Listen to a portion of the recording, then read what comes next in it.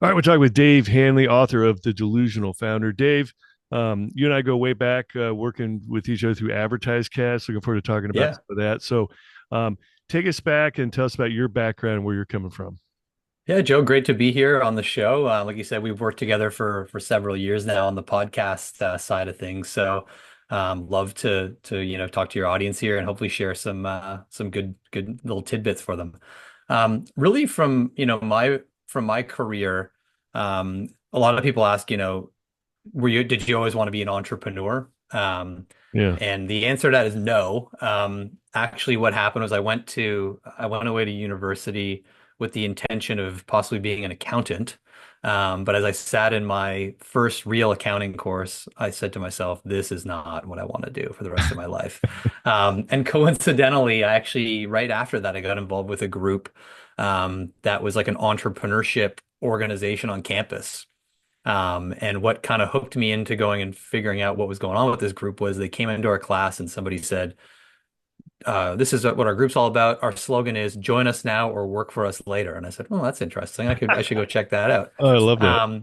So it turned out that that was a fantastic organization to get involved with. And really that spurred my whole, kind of, entrepreneurial route in life. Through that group, I actually met the first founder of the company that I joined when I graduated. That Yeah, was an enterprise software company. I knew nothing about the industry or software, but he was like an amazing entrepreneur, great guy, and we built a really nice business there. After that, we kind of spun out another software company out of that business. And then after that is when I got into the podcast space, and that's when we met. And yeah, essentially, we had a business that connected advertisers with podcasters like yourself, because there's so many podcasters out there, and it's a very fragmented space. We saw an opportunity there to, bring a marketplace together to, kind of set up those relationships. hmm, And that was a really great run. We did that for about 7 years.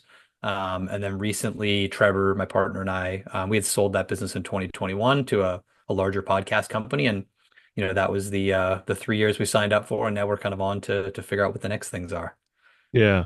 AdvertiseCast, like we were talking before we hit the record button about, like I've been doing ads with AdvertiseCast for like I don't I had to go back to my email and see like when the first one was, or It's been a while ago for sure. Yeah. had to have been really close to where the beginning was. And I had a couple other people try to do the same thing like AdvertiseCast, but they never could bring in the advertisers. So it was Hmm. always there really wasn't ever much there. But yeah, you guys did a phenomenal job, and the platform you had set up to where that helped communicate and integrate with between me, the podcaster, and you guys, and then on the other side, the actual advertiser, just got better and better all the time, Hmm. and it just Yeah.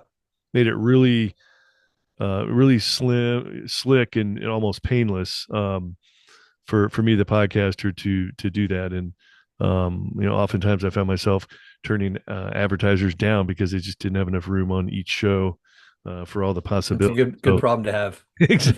exactly. So, well, talk about like from the perspective of what it's like. You've been essentially a part of three different startups that have all turned into successes. So, um, what are some of the lessons you've learned over the years when a business is starting? And that's why we're all here. That's why I started this, Yeah. because that's why we're listening to this, because when you're at the beginning of something, there's like unlimited potential. It's love building something. Whether we're building a building or building a business is very exciting, because you always feel like there's more to do, and the possibilities are endless. Let's build and construct something, and make something great, and then to have it turn into something so good that somebody else wants to buy you out. That's in many cases that's the end goal for a lot of people. Hmm. Um, Yeah. that shows you did it right. Somebody else is interested in buying what you do, and making it even better from there. So, um, talk about some of the lessons learned and some of your observations from being in on three different successful startups. Yeah, I mean, I think Joe, one of the things is that, obviously hindsight's 2020. But when I first got started in that first business, which was an enterprise software company that basically had a platform that ran a whole insurance company. what I didn't realize at the time is that, we had a good product, no doubt about that. But even more importantly, we were just really good at sales. So Terry, the fellow who started the company, he was a, natural born salesperson, and that's who I learned from. And basically just the ability to actually effectively sell a product is such a differentiator because frankly, there's a lot of salespeople out there that aren't that great. And he was just natural at it. So I learned a lot of those, kind of skills from him. And we took that into our second business. And that again was, quite successful. But what was really interesting is about a year into the second company, we met a fellow who was a sales consultant. He's an expert. And of course, we had some skepticism and he came in and said, "Hey, I think I can help you guys sell better." And we sat in the meeting and we're kind of looking down our nose at him, like, who's this guy think he is, right? Um, and it turned out that he really knew what he was talking about. It's a fellow named Mark Cox. He's been my sales mentor for many years now. And essentially, we'd been kind of going on our intuition in terms of how we sell, just say, hey, okay, this is going to happen next. Okay, boom, we're going to do this. Okay, now the prospects says this. Okay, here's what we think we should do. And your intuition had been good up to this point. It had been good. Yeah. But what we realized is that once you actually put a proper structure and framework around all that intuition, it just gets deadly. Uh, So Mark came in within 15 minutes. We knew that, he could help us. We put in some of the structure in place and we tripled our sales in the next 12 months. wow. And essentially, after that business was sold, I had a stint at a startup accelerator. Mhm. And it was basically 50 or 60 companies, and they were, new technology businesses. And I've worked with a lot of technology companies, but this kind of sales, structure and process, it applies to really every business. If you're selling specifically in a business to business setting, typically, this applies whether it's technology or manufacturing or whatever it may be. Um, and I had a stint at that accelerator, and the same thing happened every single day. I'd sit down in that office, and companies would come in. They'd say, "We have this most amazing product, but our sales are not, where we want them to be." And it was just on repeat every single time. And really, what it comes down to, Joe, is that a lot of companies, they're enamored with their product, with themselves, and they don't think about what are you actually selling? Like, what problem are you solving for your customer? And really that's like what's your value proposition, as a business. Mhm. And there's a really simple framework. And this is like the foundation of what every company needs to figure out when they're going to go and go to market and try to sell a product. It's your value proposition is made up of three things. Number one, you know, what what problems do you solve or what outcomes do you provide for your target customer? Uh-huh. So that's number one. Number two is what do you actually do? So, like in plain English, what is it that you do from a service or a product perspective without talking about all the technology and, It makes AI and people this feel and that and the great. other thing? Exactly. And then number three, which is probably the most difficult one is, and what differentiates you from all the other options out there in the marketplace? Why should I buy from you, Joe, and not from the other six people that are calling me with a similar product? And once you figure that out, that's the key to everything. That's going to be the messaging on your website. That's going to be what goes into your, sales presentations. When you pick up the phone and try to call a prospect, that's what you're going to, kind of hang your hat on is that whole value proposition message. And that's the core. And there's a whole other litany of things after that that really goes into just thinking about sales from a really structured perspective.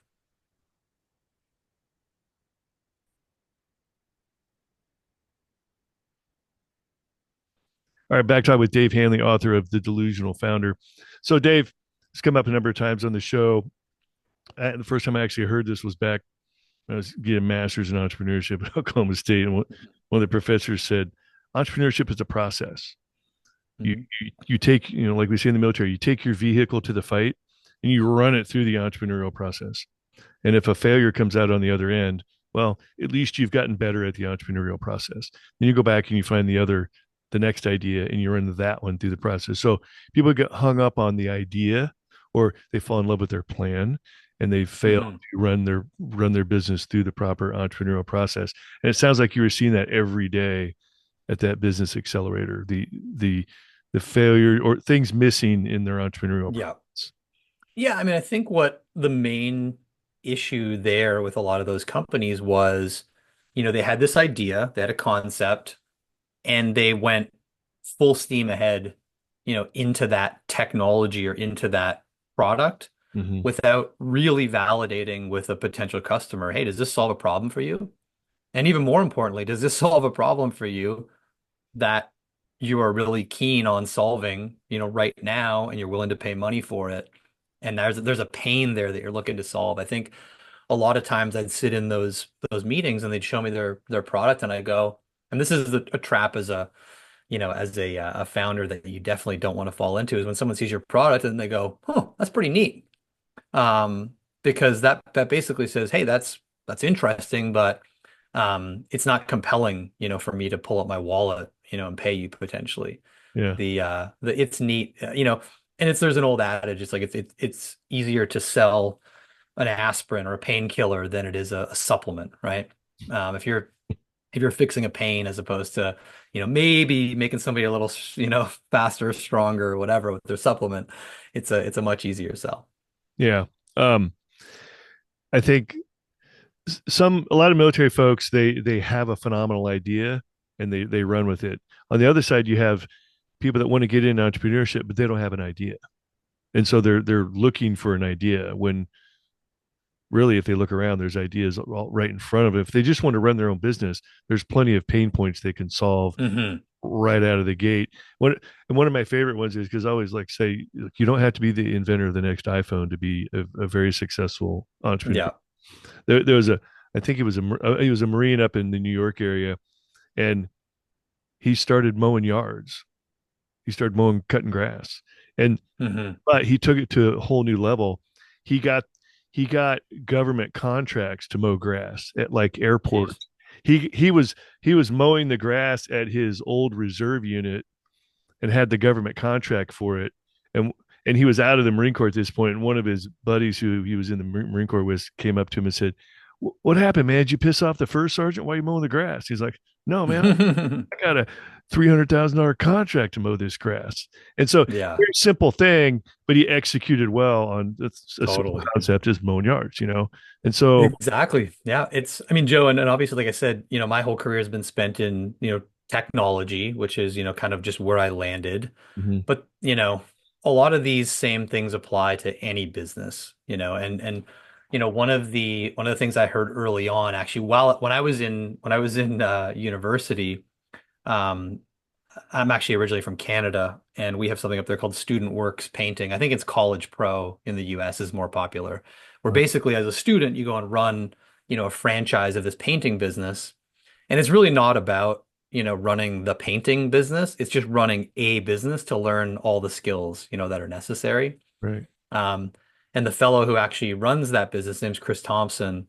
He always talks about what's the four referability habits, which I believe comes from the strategic coach, a fellow named Dan Sullivan. And this is something that, like, even to today, like, this is core to how I feel, people need to run their business. And funny enough, I'm in the Big Brothers program, and my little brother, I've been with him since he was like 9 years old. He's turning 16 this year, and I hammer this stuff into him, all the time. He's yeah, got a little part-time job, and I tell him all the time, there's four things you got to do to be successful in life. Show up on time, do what you say, finish what you start, say please and thank you. That's it. I that's don't know about you, but right now I'm actually in the process of building out a little farm, and I'm working with all kinds of contractors, and not that many of them follow those rules, right? And the ones that do stand head and shoulders above the rest. So those are things that those never go out of style, and that's something that, if as an entrepreneur, regardless if you're cutting lawns or coming up with the next AI, platform, if you follow that, you're gonna be looking pretty good. You're gonna absolutely probably be successful. great advice and so simple. And really in the end, so we complicate things a lot, but in the end, things Hmm. are success is fairly simple. Just do the right thing and don't quit. Uh, so your book, The Delusional Founder. Hmm. Um, Tell us what the book's about. I really like this concept because sometimes, like what we've been talking about, people fall in love with their idea. In the military, when you're doing mission planning, we have a saying: "Don't fall in love with your plan." Same thing. You fall in Yeah. love with your plan, but you realize, I don't know if you realize this, but that's not going to work. Yeah. But you've fallen in love with your plan. Um, so talk a little bit about what the delusional founder is about. Yeah, so I had a few months off in the last little bit, and I kind of had this concept of, as I mentioned before, I've learned all these great sales processes and skills throughout my career, and it really goes back to that time within that accelerator. And even today, I'm involved with a couple groups here in the Charleston, South Carolina area where there's a lot of tech companies. Mhm. Um, and I talk to entrepreneurs all the time, and the same themes keep coming up. We got a great product, okay, who's your customer? What problem are you solving? All that kind of thing. So really what the book is a quasi-fictional story about me and meeting an entrepreneur who, kind of had this delusion that they had this amazing product that if they just built it, everybody was going to come bang their door down.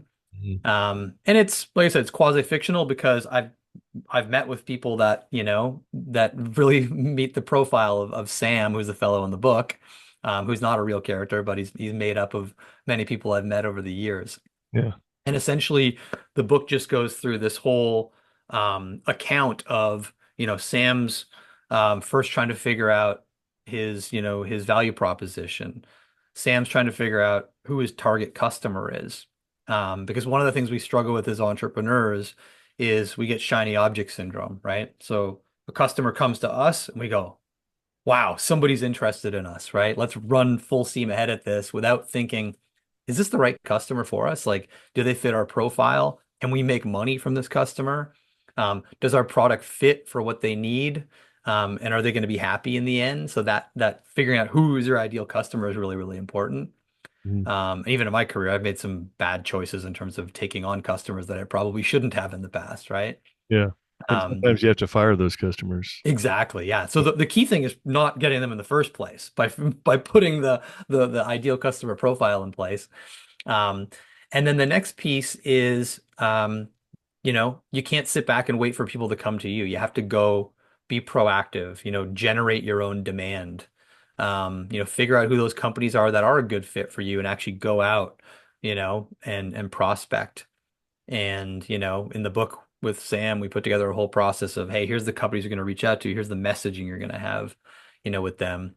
So really it's just it's a story about a founder who's, pretty technical, doesn't have any sales, background, doesn't want really to get into sales, but then comes to the realization that regardless of whether you like it or not, when you're an entrepreneur, you got to be selling. And he kind of comes to that realization. And I think one of the key messages in the book is you have to have a mindset, when you're an entrepreneur and you're out there selling that, you're not just picking up the phone and calling somebody and interrupting them and annoying them. It's like, hey, I have a product here that's great, that solves a real problem and adds a lot of value, and these people should hear about it, right? That's a big mindset shift for a lot of people who don't really want to be in sales or never saw themselves in sales. And so that's kind of, how the book is structured, and it just takes us through a whole, few months of working with Sam and trying to get him from the tech side into actually going out and selling his product. Yeah, you're working with solopreneurs, entrepreneurs, new startups. What do you find if you're coaching them, you're mentoring them, especially like in the accelerator you're talking about? Do you find you end up you spend most of your time trying to explain to people how business works, or do you spend most of your time trying to help them fix their product if it's not quite right? Conceptually, what is it you Hmm. find yourself spending most of your time doing with these new startups? Yeah, I think it's really putting the whole process and playbook in place for them.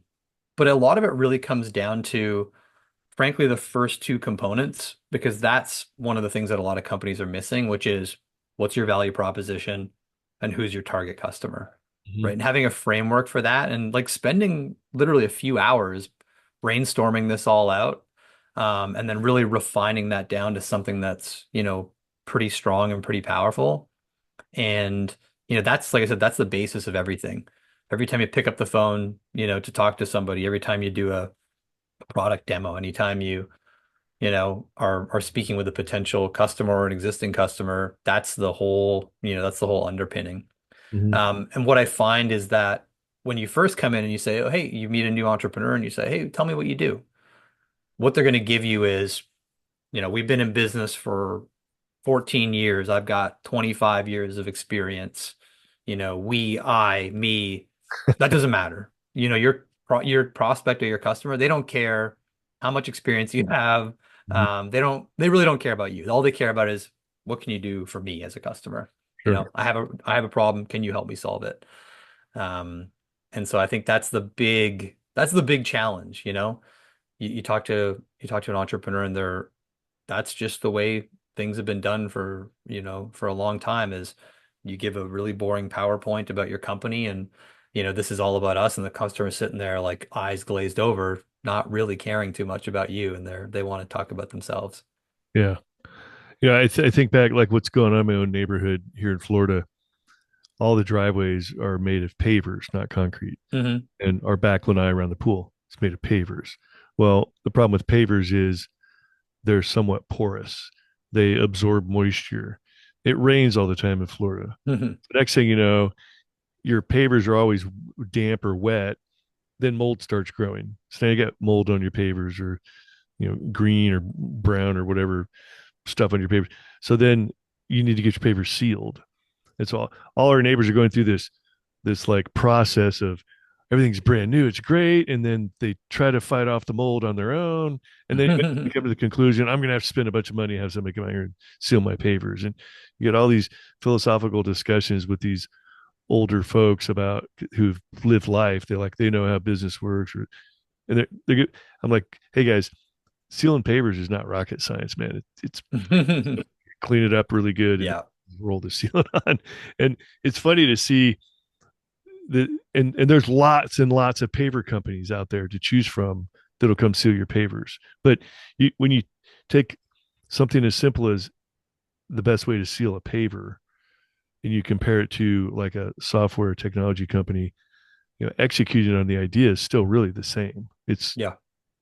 value proposition, reputation. Are you going to show up on time? Your pricing, and how long is it going to last? How good of a job did you do? And but a lot of simple business concepts like that are lost on these people that are like trying to invent the next iPhone. The software and technology companies, they're so caught up in the concept of the software and technology, the concept of how you put it into business, and make it work is lost on them. When you're dealing with tech people, um, how tough is it to get the business concepts integrated into a tech heavy world, a tech heavy business idea? Yeah, I mean, I think if I look back a few years when I started, having conversations with founders in the tech space, the reality then was that many of them had some kind of outside investment. And the philosophy at the time was, hey, we're just going to try to grow as fast as we can. Revenue, revenue, revenue. Nobody cared about profit. So at that point, I found it was a little bit more difficult to have these kind of conversations with them, to be pretty frank and just say, look, you may think you have a great product, but this isn't going to work. You need to figure out your value proposition and what problems you solve and really figure that out soon. Because you're not going to have customers. You're not going to have happy customers. I think what's changed over the last several years, which is a little bit absurd to say, but like now people actually care about profits, right? Gone are the days of, easy investment funding. Companies really need to be profitable to be valuable. And that's the way I've been thinking for my whole career. I think this concept of, raising outside capital and running an unprofitable business is outrageous. So nowadays, I mean, unfortunately, I'm having a lot of these conversations with companies where it's like, if you don't do this, you're gonna die. The company is not gonna exist. Mhm. So you get some um, pretty eager listeners at that point when they're like, I got 2 months to go. I'm running out of money. I can't keep doing this if I don't bring in some customers. Um, So and so, sometimes, or yeah, oftentimes, it sounds like an early startup getting a bunch of money handed to them is not a good thing. no, not in my opinion. I Yeah. mean, you lose all resourcefulness, right? Mhm. You just go, hey, let's just run some ads. Let's not pick up the phone and actually call potential customers that are a good fit. Let's run a bunch of ads and hopefully they come to us, right? Yep. And that's just one example, but I mean, this whole concept of, you know, the a lot of technology businesses over the last several years, and I think it's shifting. We're just like, hey, we're gonna do marketing, marketing, marketing, and we're gonna get, leads coming to us and drive revenue that way. That's not sustainable. Number one, once the ad prices, go up, you're in trouble because the economics don't work. Mhm. Um, and one little algorithm change, and all of a sudden your SEO juice is gone, and you're not getting people knocking on your door anymore. So, the concept of figuring out who your target customers are and going after them, I don't think is ever going to go out of style. Because you have to do that to be able to keep enough revenue coming in the door. Yeah. Um, Talk about another concept here. I'd heard this on a podcast many years ago, and when I heard this guy say it, it was like a light came on to me. He said, "I'm not a manager. I don't like managing things that currently exist.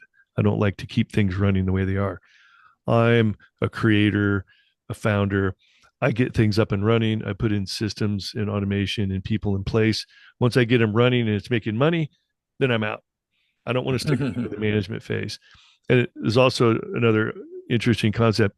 A guy like a Bill Gates or a Zuckerberg or Steve Jobs, it's very, very rare for a founder at conceptualized idea takes it all the way through to be the public major corporate Totally. CEO. Yeah. Usually it takes three or four or five different CEOs or leaders at different stages of the growth of the Hmm. company to do it right. Um, and like, and I realized when that guy said that, I'm like, that's been like one of the frustrations in a huge portion of my life. And I never really realized it is I don't like managing things as they currently exist. I'm always looking out for the new thing and the new Yeah. shiny object. Let's make something new. So it sounds like you've been with three companies now from the beginning that have all been sold and moved on, and you didn't go with them. Um, so do you find you're more invigorating and more in the early stages, the first couple three stages is the more exciting part for you, and you don't really like the management thing? You go back to the beginning when something has blossomed and been bought. Yeah, I mean, I think Joe, one of the big things that people need to, do in life is to figure out like, what's your sweet spot? And what I've determined is that my sweet spot is taking a concept, that there's something there and kind of figuring out how to get it out into the market, drive that first $10 million in sales, call it. And what I've determined is that when a company gets to about 30, 35 people, I'm no longer interested because that's where I mean, just from my experience, that's where you start to spend more time, on all the stuff that I don't feel A, I'm good at, and B, adds a lot of value. That's when you really got to start looking at, hey, we have some real HR things to deal with. Now we got to put, all these processes in place. So again, I'm definitely more turned on by those early stages. Yeah, And the beautiful thing is at that point, you've got a real business that's worth something, um, that somebody might want, and then you kind of move on to the next opportunity. yeah. And what's funny to me is like that's the exciting part. Why wouldn't everybody be interested in that part of it? Fact is, most people are not. Most people want Yeah, stable, yeah, guaranteed. Tell me what to do mhm. every day. I'll come to work. Give me a Yeah. paycheck. I'm good. Yeah, the beauty is taking it from that point where you've had to, grind and, claw your way to get there to the next point. That's where you need those people. the people that can come in, put in the right processes, manage things, and just kind of scale up to that next level. From my perspective, that's not super exciting. So I'd rather leave that to somebody else to run with. Yeah, exactly. Well, Dave, we're about out of time. So, you know, where's somebody go if they want to find out more about your book, The Delusional Founder, and more about you in general, with and maybe what are some of the other things you got going on these days? Yeah, Joe, it's been a pleasure. Obviously, like most books today, it's available on Amazon. The Delusional Founder, Dave Hanley. I think there's only one with that title, which is great. So easy to find. It's also a Kindle version. I think I'm gonna do an audiobook version too for the audiobook people. Ironically, I'm an audiobook person and I haven't done the audiobook yet, so that's coming. Um, and You then in gonna read it terms of, yourself? what's that? You gonna read it yourself? Or get a To professional? to be determined. There's some pretty new neat technology out there where you can actually clone your voice and have it done and just edit it, which Oh, is really cool. So we'll see. We'll see. One of those two. I'm going to do it myself or use something like that. hmm. Um, and in terms of what I'm up to today, I mentioned Mark Cox earlier in that company called In the Funnel, which is a sales coaching and consulting business. I'm doing some sales coaching and consulting. That company is at inthefunnel.com if you want to check that out. And then of course I couldn't help myself but get involved with another, kind of startup company that's, at that stage that I really enjoy. And it's a company that essentially is a platform for raising equity and investing in self-storage real estate transactions. And that company is called Storage Trader, storagetrader.com. So that's what I'm up to. And I'm easy to find on LinkedIn. And if anybody wants to connect, you can email me, dave@storagetrader.com. Awesome. All right, Dave. Well, thanks for sharing your entrepreneurial success story. You certainly had a lot of great knowledge and sage advice to share with us, and appreciate you sharing all that. Thanks, Joe. It's great to catch up. All right, you bet. We're Oscar Mike.